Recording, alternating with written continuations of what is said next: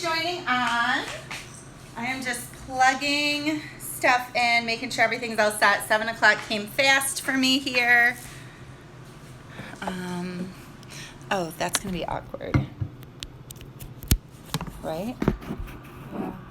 Oh, I can't do that right now. You put something behind it to make it stand up. Oh, yeah.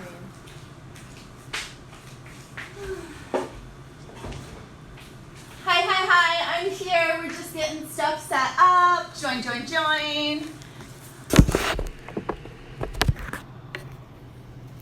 I have my helper Maddie here with me again today.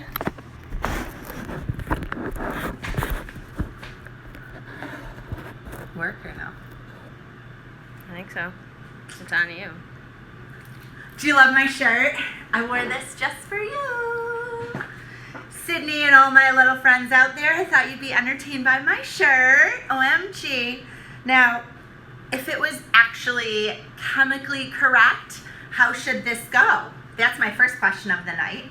What should this be? Maddie, what should it be? Like when you crisscross? Yeah. OMG. Yeah, instead of OMG, MG should really come first because it's the metal. So, I'll do this in a second. So, if you react, oh, don't even be. Oh my gosh, my board. Okay, I'm gonna do this before I even get started.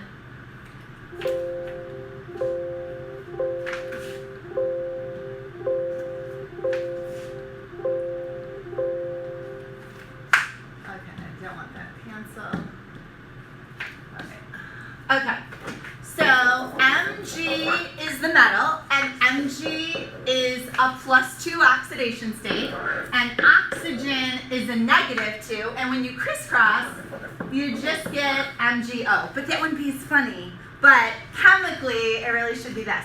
And the type of bonding is ionic because the electrons are being transferred. They are not sharing, they are giving it away. So, magnesium has 2 valence electrons, and it's a left side loser. That's what I call things on the left side of the periodic table. Metals are left side losers. They're also large and low. That means they are going to lose electrons, and low means they have low electronegativity and low ionization energy. So, if I'm magnesium, I have 2 valence.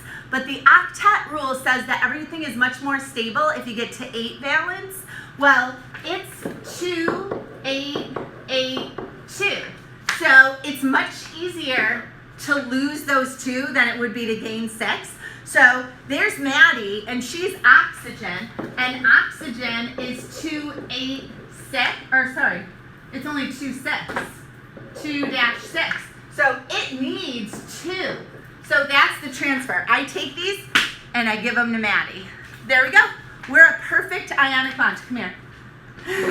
So because I gave my electrons to Maddie, if we had to do a Lewis dot diagram, it would have to look like this. Mg brackets +2. No dots because I lost them. And then oxygen over here had 6. And it gained 2. I'm just going to use this color. It gained 2, and it's now a -2. So she has the 2 extra dots right there and right there that came from me. So that is ionic bonding, transfer of electrons. Okay? All right, now I'll go to my intro. So, hello, welcome to last chemistry review. Hope that you are all joining on and ready to study. First thing, I have a whole bunch of questions. I had students in here from 7:15 until 2:45 today. So there was all sorts of questions that people asked throughout the day or that they messaged me and asked. So I have all those questions on slides first. And then I have the August 2015 exam. So if you're up for it, you can stay with me and we'll just go right through that exam together. All right, reminders, what you have to bring. Your brain ready to roll, pen, pencil, 4-function calculator, just like your most basic calculator is all you need. You're gonna get scrap paper, you're gonna get a new reference table. You can't use your reference table. All right, eat some breakfast. Now, if you never eat breakfast, don't go having like a giant breakfast, eat some like dry cereal. But have something just so that your brain is like ready to engage and be ready to work. Do what you can tonight. So when we get off of this, if you want to go back and say like, oh, I really want to go over redox one more time, watch some of the little short videos or do something to help yourself. And then go to bed confident. Like, you know what? I've put in the work all year long. I know chemistry. I'm ready for this test. And then the last one, when you take your test, some of my bits of advice. First of all, don't change your answer. When people change their answer, 9 times out of 10, they change it to the wrong answer. And it's because they're overthinking it. Like, oh, maybe it's really this, maybe it's this. Go with your gut. It's like biology. A nerve impulse, when you read it, a nerve goes, oh, this, it's an acid, H plus donor. And so you circle H plus donor and then you go, oh, maybe I'm not sure. And then you change it. Don't change it. Because usually when you change it to wrong. The only time I'm going to say it's okay to change an answer is when you realize you read the question wrong. So if you're reading the question and you're like, oh, which one has the greatest electronegativity? And you look up all the values and you choose it. And then when you go back and check your work, you're like, oh, OMG, it said I was supposed to find the one with the least electronegativity. Oh my gosh, I read it wrong. I got to fix my answer. That's okay. All right. Take your time. Oh my goodness, we're going to do this exam tonight in probably an hour and 15 minutes. But at Spencerport, you have to stay 2 hours and you can have 3 hours to take this exam. So you have more than enough time. So slow down. Take a deep breath. Take your time as you're doing the test.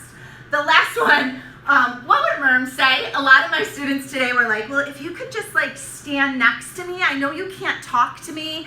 I can't cough. I can't do anything. But if I stand next to you, and I told them, just think about it. If I was standing next to you, what would I say? What are the things that we have said all year long? And those of you that haven't had me as a teacher, what would your teacher say? What sounds like what you've done in chemistry all year? Go with your gut. You've been doing this all year. This is our last little push.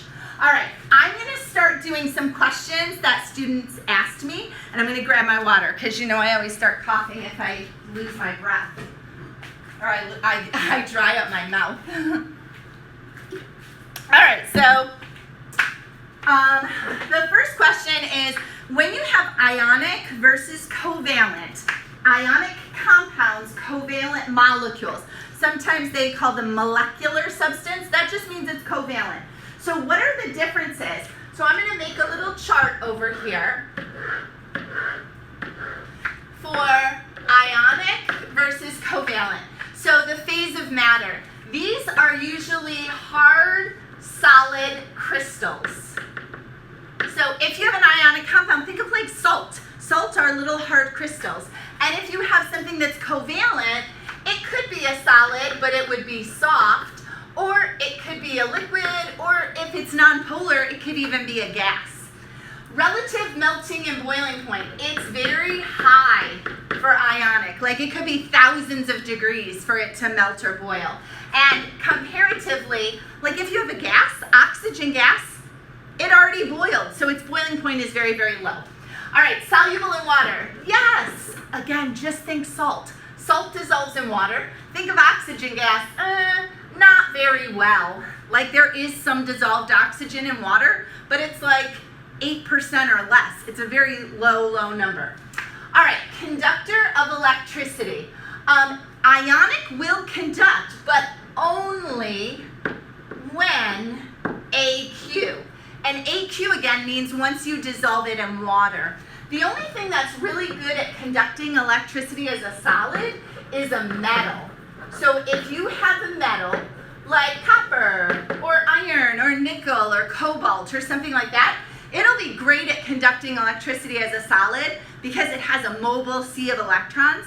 But if you have something ionic like salt, if you take your little conductivity tester and put it in your hand with salt, it's not going to conduct as a solid. Throw it in water, mix it up, it will dissolve. Now the ions are mobile and now it will conduct electricity. Over here, no, it doesn't have mobile charged particles, so it can't conduct. All right, next one. What's the nuclear charge? So Some students were working on a practice test today, and this question came up, and it asked them about nuclear charge, and they went right away and picked the oxidation state. And I was like, no, that's not nuclear charge. If this is my nucleus has protons and neutrons in it. Protons are positive, and neutrons don't have a charge. So all I want to know is how many protons there are. So for potassium, K, it has 19. So the nuclear charge would be positive 19. Iron is number 26, so it would be positive 26. Those of you that aren't here, my periodic table's up on the wall, so I'm looking over there. All right, neon. Neon's element 10, so it would be positive 10. So nuclear charge, all you do is look up the atomic number and put a plus sign in front of it. All right, next one. If a substance has a crystalline structure, it must be a solid.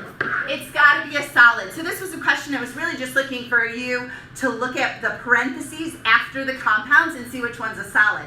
The other choices were liquid, gas, and aqueous. Those aren't going to be crystals. To be a compound, it must contain at least 2 different elements. So like MgO, OMG.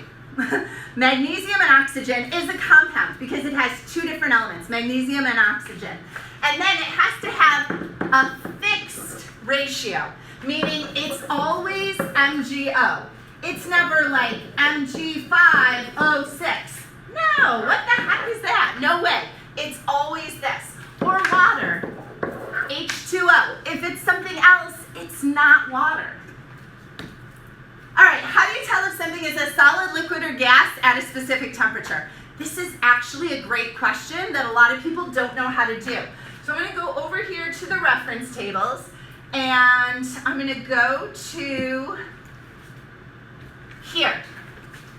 This is table S. It's the table after the periodic table, and I want you to notice melting point and boiling point. You want to think about a specific temperature. So let's say the question says at 500 K. All right, so I'm going to say if my 500 falls here, it's a solid because it hasn't melted yet. If the 500 falls in between melting and boiling, that means it's already melted, but we're not at the boiling point yet, then it'll be a liquid. And if the 500 is way over here, then it's going to be a gas.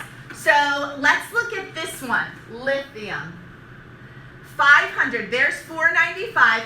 500 would fall right here. It's under 1615, so lithium would be a liquid at 500 K. Let's look at something else. This one's 63 and 77. Now 500 falls way over here, so for this substance, nitrogen, it's a gas. Let's look at one down here. 500 for calcium would be way over here, so it would be a solid. So this is where you look to figure out at a specific temperature if you're talking about a solid, a liquid, or a gas. All right, an electrolyte is able to conduct electricity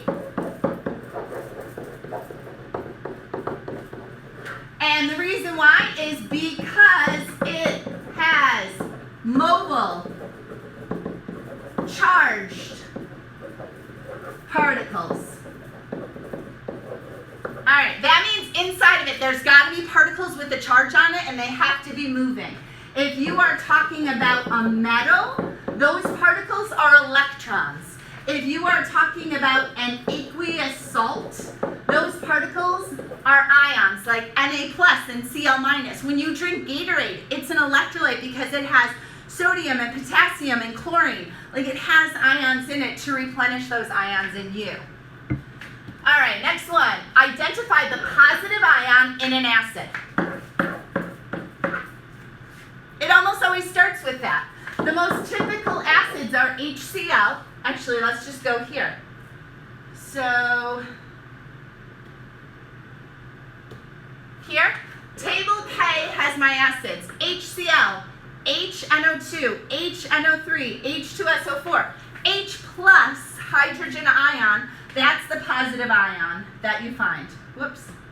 All right, next one. When doing a titration, what formula do you use to find molarity? Back to my reference tables.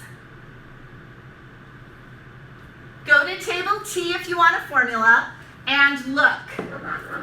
There's the word. If you have an acid and a base and you have to find molarity, use MAVA equals MBVB. Some people say, wait a minute, molarity is up here for concentration. If they're not giving you moles and liters, this is what you need to do. MAVA equals MBVB. Whoops. All right, state the direction of heat flow. Heat always goes from where it's hot to where it's cold. So my hands are always cold. So heat is going to go from Maddie's hands to Mern. All right, so if she holds my hand, the heat is going to transfer from one to the other. There was a question today that someone was doing, and it was going from the air in the oven to the muffin batter. All right, so the direction of airflow, they'll tell you two substances, and they'll tell you the temperature, and you go, all right, it's going to go from where it's warm to where it's cooler. All right, next one, heating and cooling curves. All right, I could start with the solid, heat it up. Eventually, it is going to melt. So this is the melting point right here. We call melting fusion. All right, then during this phase, it's both a solid and a liquid. And then eventually, the temperature is going to go back up, and now it's a liquid. And eventually, it's going to plateau again, and that value is the boiling point. And this is called vaporization, and now it's a gas. So this is a heating curve because I'm going up, and so I'm adding heat, so this is an endothermic reaction. Energy is going in. And let's see, what other things do we want about a heating curve? Oh, I know. Where is kinetic energy changing? Any of the slopes. So over here is temperature, and temperature is kinetic energy. So my kinetic energy goes up, goes up, goes up anytime there's a slope. But here, kinetic energy stays the same. And here, kinetic energy stays the same. So what changes is potential energy. So right here, kinetic energy stays the same, but potential energy is increasing. Because I'm adding heat, my potential energy is going up on the plateau. And here, same thing. On these spots, this is where kinetic energy goes up and my potential energy stays the same. All right, if instead I had a cooling curve, that means I'm starting with a gas and it's going to condense and become a liquid, and then it's going to freeze and it's going to become a solid. Here, the kinetic energy stays the same and the potential energy goes down because I'm cooling instead of heating. So because the temperature is going down, my temperature stays the same right here, but the overall process is a cooling curve, so my potential goes down on these two spots. And here, here, and here, my kinetic energy goes down, but my potential energy stays the same. All right? So that's heating cooling curves. Sometimes it asks you, like, how many minutes does it take for it to change from a gas to a liquid? So just go from here to here, where it's condensing, to find that.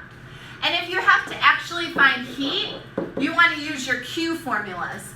Q equals MHF is if you have fusion occurring.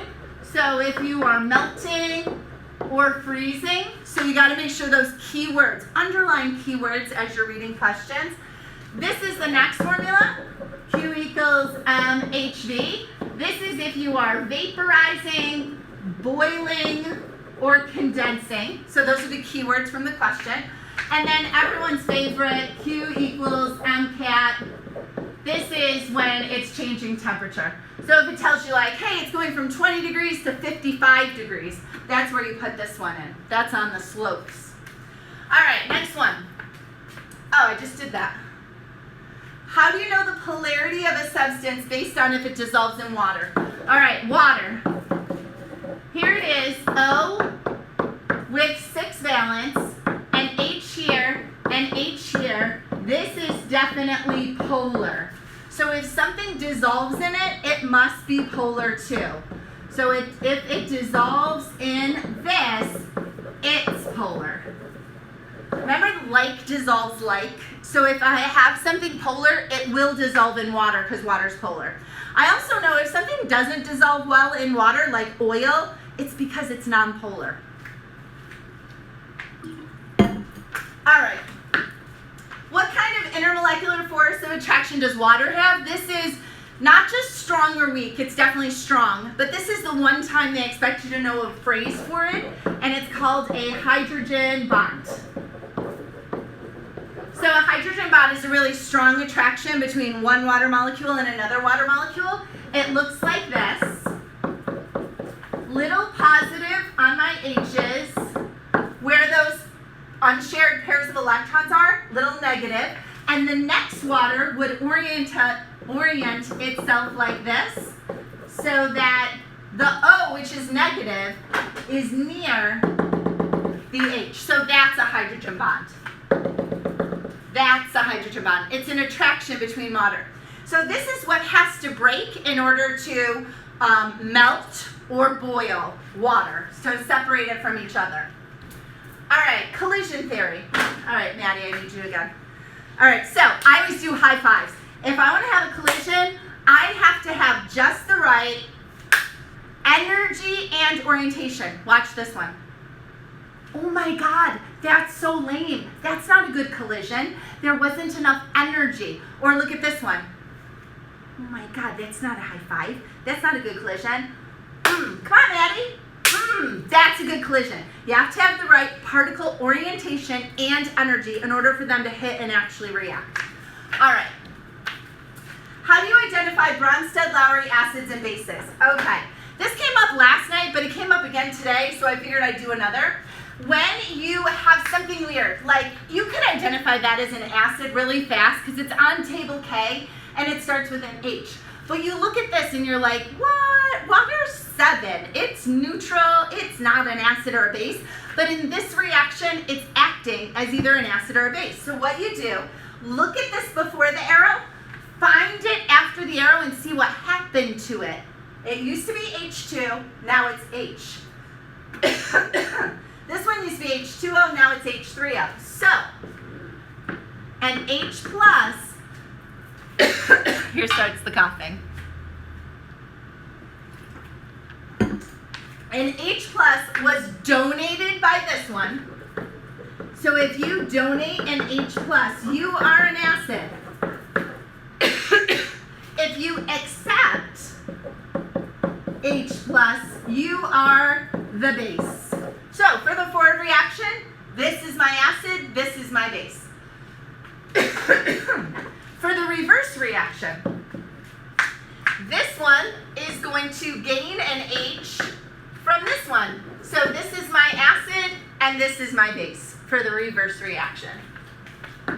If two molecules or compounds have a different formula, they will also have different structures and different properties. So I put that on there because they very often do O2 and O3. So O2 and O3 have a different chemical formula, so they're definitely going to have a different shape. And if you have a different shape, you're not going to do the same job, so you're going to have a different property. Or sometimes they compare carbon as graphite and carbon as diamond. They're both carbon, so they both have the same atomic number and all that sort of stuff. But what's different is their structure and therefore their property. All right, an isomer. Isomers are organic compounds. So if you have an organic compound and it has the same molecular formula and it has different structure, then it's definitely going to have different properties. So this molecule, that would be 1-propanol, it's an alcohol, has the same formula as this. Methyl, ethyl, ether. It's an ether. They're both C3H 1, 2, 3, 4, 5, 6, 7, 8. 1, 2, 3, 4, 5, 6, 7, 8. And then O. So they both have the exact same formula, but they're so different. That one's an alcohol and that one's an ether. So they have different structures and different properties. All right. Oh, this was on an exam and people were lost. And it really is actually an easy problem once you see what to do. Remember how I always want you to balance everything? This is really just a balancing problem. If 4 grams of hydrogen combine with oxygen to form 36 grams of water, how many grams of oxygen are used? You don't have to do any tricky math with moles or gram per mole mass or anything like that. You just go 4 plus X equals 36. 4 of those plus however much of this. The two sides have to equal out. So 36 minus 4, this would have to be 32 grams. That's all you do.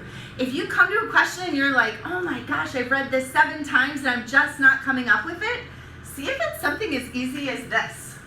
All right, potential energy diagram. So these you have to use table I. So I need to grab a reference table. Thank God Maddie has one right here. I know I have one on another slide, but I'm just gonna find this reaction on table I.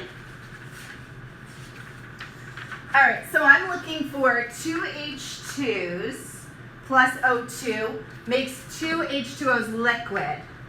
All right, the delta H is equal to negative 571.6. So because it's negative, I know it's an exothermic reaction, which means it's releasing heat. That means I want to put the heat on the product side. So I go ahead and write it over here.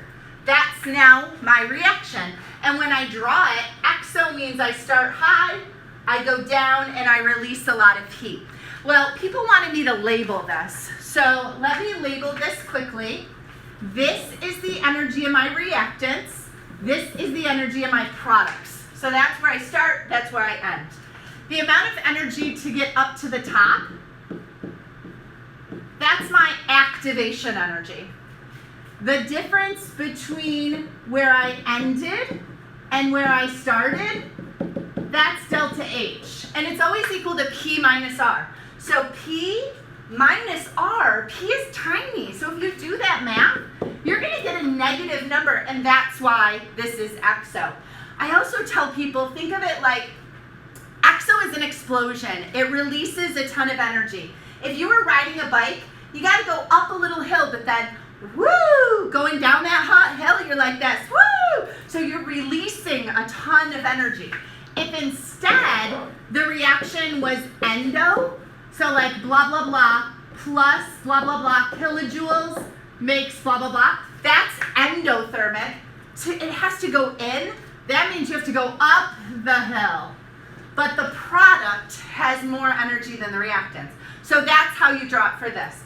And lastly, if you have to draw the effect of a catalyst is like this. Start at the exact same spot, go up the same curve, not as high, but finish in the exact same place. My activation energy is this now, and it used to be this much. So I lowered my activation energy because I provided an alternate pathway for my molecules to collide. All right, how many more of these? This might be my last one, or very close to my, yes, it's my last one, unless people have other questions for me. No other questions yet? Okay, how do you get spectra? So I always tell this story, because then people might remember it. So here is, okay, so if I am an electron, and here's the nucleus. Oh, I'll say Maddie's the nucleus. So here I am, I'm next to Maddie, I'm like this. Oh, hi Maddie. I'm behaving because I'm really close to her, so I have low energy. But if I get, so I jump out here, I'm at a higher energy level because I'm further from Maddie. I'm further from the nucleus. So, woo, I'm at a high energy level, but I never stay here. I always fall back to ground. When I fall back to ground, I literally fall. Imagine me falling and I have bruises all over. The bruises have colors. So you get the colors when you fall back to ground. I didn't get any bruises when I got excited. Woo! This didn't give me any bruises. It didn't give me any color. This, falling back to ground, that's what gave me the colors. So the colors happen as the electrons fall from excited, high energy state to ground, low energy state. They release energy as spectra. And spectra is just wavelengths of light. So the wavelengths of light come when I fall back to ground. And an excited state, so let's say it's 281. Let's say this is my ground. If you had to come up with an excited state, just move one out. So 272. That's excited. One of the electrons moved from an inner shell to an outer shell. You always notice it because it's like, wait, that should get to 8 before you even start that one. So that's how you know that it's off. All right.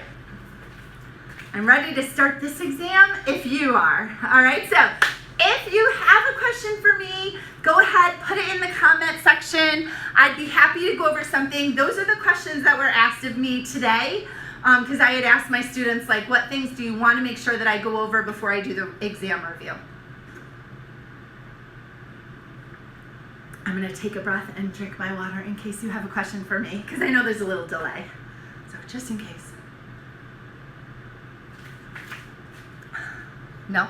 Paige asked, any chance Janssen Nasca is doing a physics live? No. I know in last year, remember Paige? Remember all you girls, well no, you're not on the review because you were on last year, but last year I had all these girls that were Lexi's friends at my house and we had a big Instagram live from my basement, sort of like what I did last night, but there was a whole bunch of girls and I was like, girls, I'll learn physics next year so that I could do an Instagram live of physics. But I really haven't done physics since college, so I'm not ready to do an Instagram live for you. I apologize to you physics people. But here you go. I have an idea for you. Paul Anderson. Look him up on YouTube. He has great videos. I know he does bio, AP bio, chemistry, physics. So he has really good physics reviews, and you could go watch him. I have a lot of questions. Oh, okay. What? Half-lives. What? Half-lives. Half-lives. Okay. So half-lives. So let's say we have, I have to use my reference table because I got to find a radioisotope. So I go to table N. Right here, these are all the radioactive substances.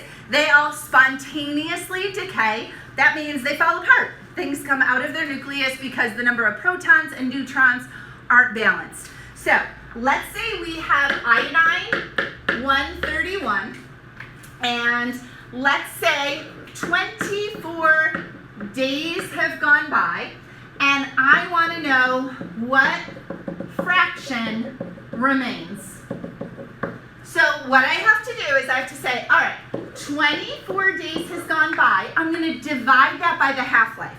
So the half-life is 8.021 days. So that tells me 3 half-lives have gone by. So if I want to know the fraction, I have done 3 half-lives. So I'm going to multiply 1/2 3 times. 2 times 2 is 4, times 2 is 8. So 1/8 of that substance would remain. All right, here's another kind of half-life problem. You could say that you're starting with 600 grams of 137CS, and I want to know how long will it take for there to be 150 grams left. All right? So what you do is you start with your 600, and first of all, you figure out how long, how many half-lives is it going to take for me to get to 150. So after 1 half-life, I'd be at 300, and after 2 half-lives, I'd be at 150. So it would take 2 half-lives. So I multiply 2 times the half-life of 137 CS, and that's 30.2 years. So that's 60.4 years is how long it would take to go from 600 grams to 150 grams. All right? A double carbon bond is found in a molecule of. Yep. Okay. The question was a double carbon bond. So I'm going to draw a molecule. And there it is, a double carbon bond. So this is found in an alkene. So I need to show you the reference table. So let me go over here. And I want to go right here to table Q. These are the hydrocarbons. And just look for the double bond. There it is. So double bonds are hydrocarbons called alkenes. That means when you're naming it, you always end in E-N-E. It is unsaturated. Unsaturated means it's not holding as many hydrogens as it could if they were single bonds. So this one is a single bond and it's saturated. So single saturated. If you had a saturated paper towel, it would be holding as much water as it could. Single bonds hold as many hydrogens as they can.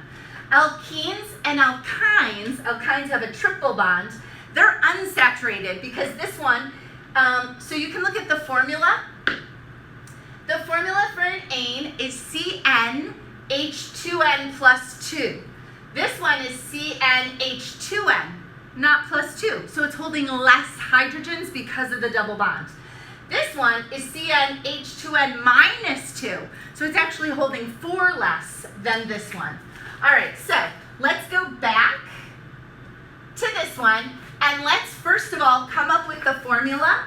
So C12345, H would just be 10. All you have to do is double it. Then if you had to draw this, you could check your work. Every carbon needs a total of 4 bonds because it has 4 valence electrons. So 1, 2, 3, 4, 5, 6, 7, 8, 9, 10. That's where my hydrogens would go. I can't put them here because this double bond means that it's already sharing 1, 2, 3, 4 electrons. And same with this one, 1, 2, 3, 4. You can never have more than 4 lines because it can't share more than 4 electrons. The name of it would be pentene. So pent because there are 5 carbons, ene because it has a double bond, and then you number the carbons and you show where the double bond is. So it's 2-pentene because the double bond comes after the second carbon. All right, what else? Equilibrium shifts and stress. Oh yes, equilibrium and stress. All right, so I'm gonna go to table I and I'm gonna find a reaction that I didn't do last night and do something different. All right, so let's do 2 carbon solid plus 3 H2 gases. And we're gonna say that that's at equilibrium with C2H6G. All right, so I'm going to assume that this reaction can be at equilibrium and that it can do the forward and reverse. It has a delta H, where'd it go, of negative 84. So that means I'm putting plus 84 kilojoules on the product side because it's an exothermic reaction. So I put it on the end. All right, there are 3 things I can do to shift equilibrium. I could change the temperature, the concentration, or the pressure. And we call this Le Chatelier's principle. So he said, wherever you alter temperature, concentration, or pressure, you're gonna favor the forward or the reverse reaction until you get back to equilibrium. So the goal is always to get back to normal. So let's say we increase the temperature. That means I want to add on that side. Wherever you add, it will shift away. by adding heat, these molecules are going to collide more. It's going to make the amounts of these two things go up. These are going to collide to form those, so these will both go down. The temperature will go down, the C2H6 will go down. So that's what happens when you add heat. Just go to where the heat is, wherever you add, shift your arrow away, so it would favor the reverse reaction. I'm now going to erase that, and I'm going to do another one. So that was temperature. Now I'm going to do concentration. Let's say I start increasing hydrogen gas. Same concept. Wherever you add, you shift away. Now, this is what I'm making, so these values are going to go up. It's going to get hot, and it's going to make more C2H6. These are going to go down, because these are going to collide and be used to make more of this. I have a bunch of this, so they collide. Their values go down because they're used. These values go up because they're made. Until you get to equilibrium, and then it's back at equal rates. All right, and then I'm going to erase those. Okay, and lastly, I am going to do a change in pressure. So first of all, pressure only affects gases. So that's a solid, I don't care about it. This is a gas, and I have 3 moles of it. This is a gas, and I have 1 mole of it. So, if this is my space, and I increase the pressure, I just did this to it. Now the volume is smaller. What would you rather have in that smaller volume? 3 or 1? 1. You don't have any room for 3. So you favor the reaction with less moles of gas. So I go forward, this values go up, these values go down. That's my shift. All right. Last one. All right, you're probably like, Miriam, last one, you did all 3. I also want to do, what if you take something away? So let's say I start taking away carbon. Well, if you take away carbon, now I have to make more carbon. So wherever you take, it will move towards. So now I'm going to favor the reverse reaction. That's going to make more carbon and make more hydrogen. These are going to collide, and their values will go down. All right, so I like to think of it as wherever you add, it will shift away. Wherever you take, it will move towards. All right, next. Properties of metals and nonmetals. All right. Metals, nonmetals. All right.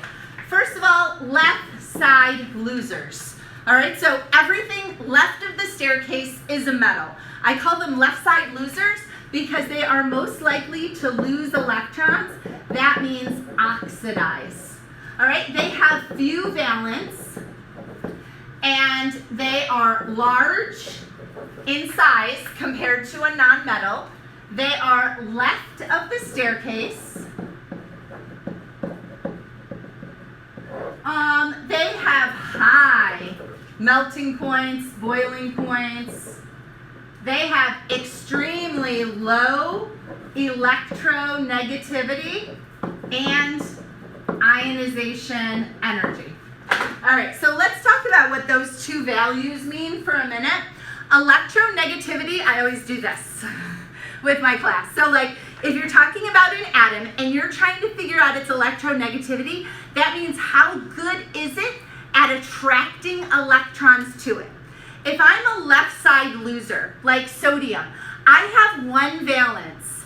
Oh my gosh, do you think I'm going to gain 7 to get to 8? No chance. So I'm like, oh God, I'm not attracting them. I don't care. I just want to lose this 1. So much more likely to lose. So electronegativity is low. Fluorine is a 4.0. It's the greediest on the whole periodic table. It's like this. Come on, come on, come on. Yes, I grabbed an electron. So electronegativity is your ability to attract an electron to you. Fluorine is small, so that means its protons are really close to the outside. Because its nucleus is right here, its empty space in orbitals is right here, but it has a small radius, so it's able to attract electrons to it. So on the right side of the periodic table, the nonmetals have high electronegativity. All right, let's talk about the next one. Ionization energy. That is a value, and both of these are on your table S. They're right here. So after the periodic table in this big chart, there's electronegativity and there's first ionization energy. All right, here's the value. Ionization energy is how much energy would it take to get your outermost electron away from you. So I'm going to be sodium again. I hold it way out here. I have a large radius. Maddie, try and take my outermost electron away from me, sodium. How hard was that? Not hard. Not hard. So I have very low ionization energy. It's easy to take an electron away from a metal because ionization energy is low. Now, instead of sodium, I'm going to be rubidium. So sodium, I had 3 energy levels. Now I'm going to have 5 energy levels. So I can't even hold it. It's right there because my radius is now bigger. Now try and take it away from me. Oh, super easy, huh? That's because the larger a metal's radius is, the easier it is. Like, oh, they're taking my electron away. Oh, well, it's too big anyways, you lose it. All right, now I'm fluorine. Try. No, she can't take it because I'm fluorine. My outermost electron is here, and I'm fluorine, so I'm like this. You ain't taking it. So I have the highest ionization energy. All right, so non-metals, high ionization energy, especially those noble gases. They're like, bet. You are not taking this. I'm perfect. In case you hadn't noticed, I'm a noble gas. I have a complete octet. You're not taking one of their electrons. They're perfect. So that's how ionization energy works. All right, over here, nonmetals. Nonmetals are on the right side. They are most likely to gain electrons. That's called reduction. They have more valence. They have a smaller radius. And the reason why they have a small, as you go across one period, it has the same amount of energy levels, but there's more protons. So there's more positives in the nucleus that pulls its electrons in closer to it. And then, I already did that. They have lower melting points and boiling points. Some of them are even gases because their boiling point's so low. And then they have high electronegativity and ionization energy. All right, next. Can you go over the order of the parts of the atom being discovered? Oh, absolutely. Okay. First guy, Dalton. That is a cannonball. That's an atom. Like, you had to start somewhere. So, like, this is an atom, atomos in Greek. It's just a ball. That's a ball of gold. That's a ball of silver. That's a ball of iron. We have different elements, and each atom is a ball, and it's not divisible. But then, the next guy, Thomson, he discovered the electron. So he figured out the first subatomic particle. And if you have a tube with a gas of just one element in it, and you put a magnet over it, the positive side of the magnet attracted this molecule. It didn't go out of the tube, but it bent towards it. And he said, oh, there are particles within it. I'm going to call this little particle an electron. Then we had Rutherford. And Rutherford was the one, I love acting this one out because I take my little, not this would really knock someone in the head, but I take paper towels and I crumple them up and I start acting as Rutherford. I'm firing alpha particles at gold foil. So I'm firing at gold atoms, and almost all of my shots go straight through. They don't hit anybody. So that proves that most of an atom is empty space. Then, every once in a while, I have one of my paper towels hit someone, maybe in the head. Sorry. And so it bounces back. And that deflection proves the presence of a nucleus. So So Rutherford figured out the presence of a nucleus. Now, it didn't hit very often. That's telling me the nucleus is small. It's also telling me it's dense because it had enough impact that when it hit it, it bounced off. Also, an alpha particle is positive, and a nucleus must be positive because they don't like each other, and it bounced back. If they liked each other, it would attract and stay there. All right, next guy, Bohr. I always say he's boring, so it reminds you of the rings. Rings are energy levels, and this is where you find electrons. So he's the one that really did a lot of tests with spectrum and light, and looking at those spectra and saying, oh, this is hydrogen spectra, this is helium spectra, this is sodium spectra. And each one is unique because of the way that their electrons lose energy. Then the next we call the wave mechanical model, or we call it the electron cloud. And it really looks like a mess. Like it looks like dots all over the place. And those dots are just showing the most likely location of an electron is in an orbital, but it doesn't stay in one spot. It's constantly moving around as a wave. So if I took an entire board and I said this whole board was one atom, that would be the nucleus. It'd even be smaller than that. So that's why most of an atom is empty space. And then each region around it, so like this could be a region, this could be a region, those are my energy levels, and that's where I find my electrons. And they have set energy amounts based on how far they are from the nucleus. The further an electron is from the nucleus, the more energy it has. Gas laws. Gas laws. All right. If I was a gas, I would get out of here. Gases are nonpolar. They don't like to be around like, Maddie, you're a little too close to me. Gases want to spread out.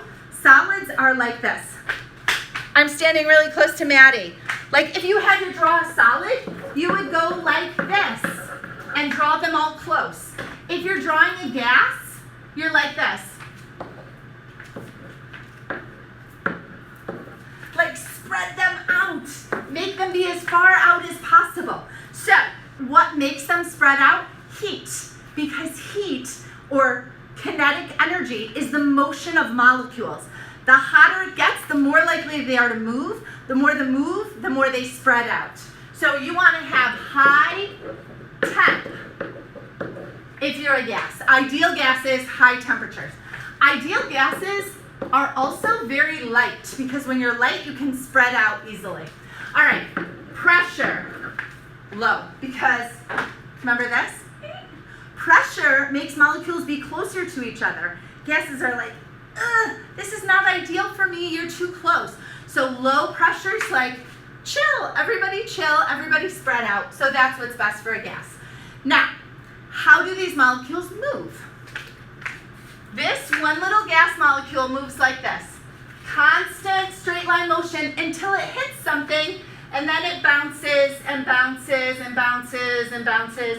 So you're thinking of like that screensaver, boing, boing, boing, boing, boing, boing, like this. They move in constant straight line motion until they hit something, and a collision usually doesn't lose any energy. It just moves to the next straight line motion. And there's very, very weak attractions between the molecules. These molecules don't want to get close to each other. They want to stay spread out. So there is not strong intermolecular forces of attraction. There are weak attractions. And that's usually because gases are nonpolar and symmetrical and have even distribution of charge and have no attraction or charge for other molecules. STP. STP.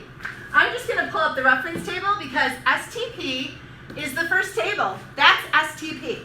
So standard pressure is 101.3 if you want it in kilopascals, and it's 1 atmosphere if you want it in atmospheres. If you are given a P1 V1 over T1 equals P2 V2 over T2 problem, and the first values are in kilopascals, your second value has to be in kilopascals. You can't go back and forth between units. That would be like, oh, I weigh this many pounds. Oh, I weigh this many grams.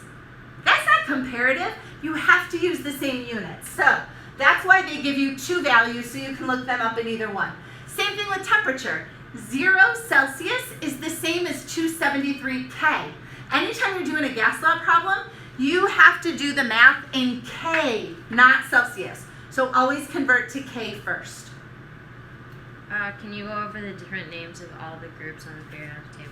Sure.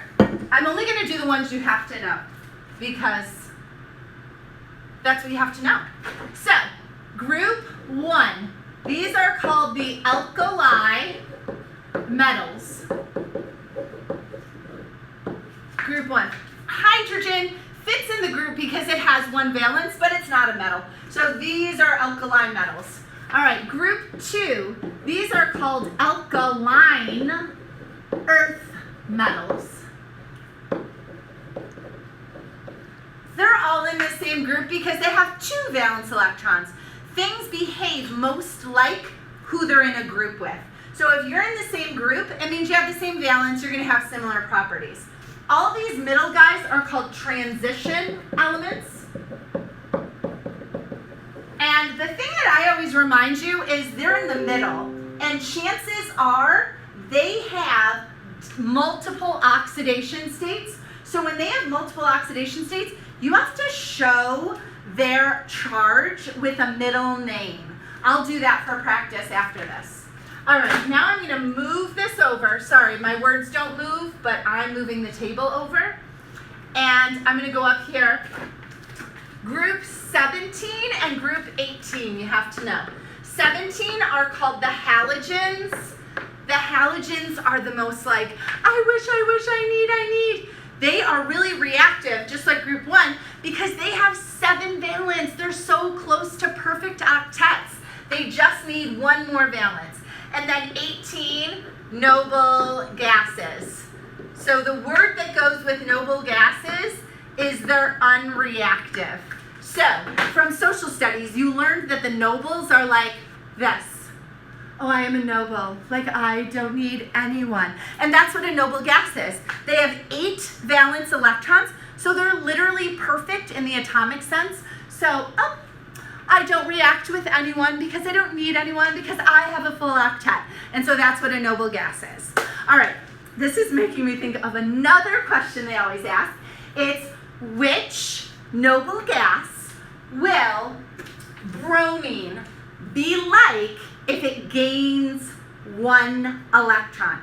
So if bromine atom becomes a bromine ion, it's going to change from 2,8,18,7 to 2,8,18,8. That's the same as krypton. So it will be like krypton. Or over here, sodium. It's 2,8,1. If it becomes a +1, it loses the 1 and it's just 2-8.